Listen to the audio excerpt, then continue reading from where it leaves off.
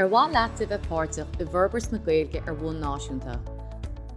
Táir ag obair le glór na nGael agus bí mar chuid den ar an bríomhar orasach agus tiomanta seo. Ach cén ról atá ag Oifigeach Forbartha le Glór na nGael.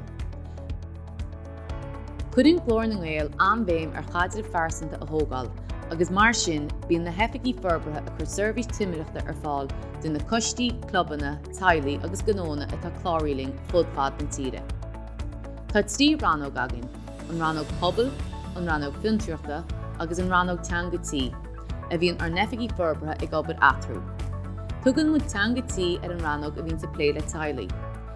Bíonn an Rannóg seo ag bunú agus ag tacú le líonraí teaghlaigh ar fud na tíre, ag agrú agus ag banistú imeachtaí náisiúnta agus áitiúla de haighlaigh, ag forbairt scéimeanna a haicíonn le teaghlaigh, agus ag olbhú áiseanna tacaíochta de haighlaigh ar siomh www.teangatí.ie.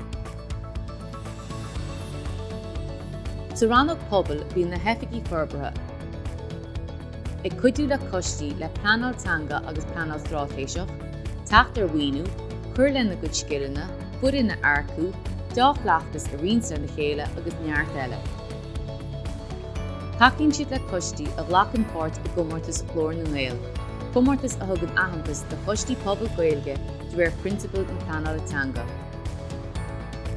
Bíonn siad ag obair ar na scéimeanna atá againn, bundarach Iosafach chunacha agus céimeanna chumá. Agus bíonn siad ag tacú leis na limistéir pleanáil teanga, na bailte seirbhísí Gaeltachta agus na líonraí Gaeilge, sí orm rialta a reachtáil agus cóirle a bhuairt ar an phróiseas pleanáil teanga.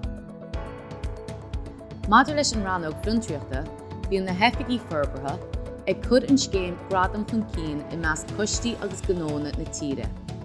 Ag forbairt agus ag olbhú áisiúna agus acmhainní do gnónna ar bhaile tuile Gaeilge úsáid, agus ag spreagadh an chéad blún eile intríthe Gaeilge siad an obair I dhéanamid leis na coláistí tríú leibhéal. Bhíonn gach lá difriú le Glór na nGael, bhíonn an obair theicneamach agus dúchlánach, ach ní bhíonn sé riamh leadrannach.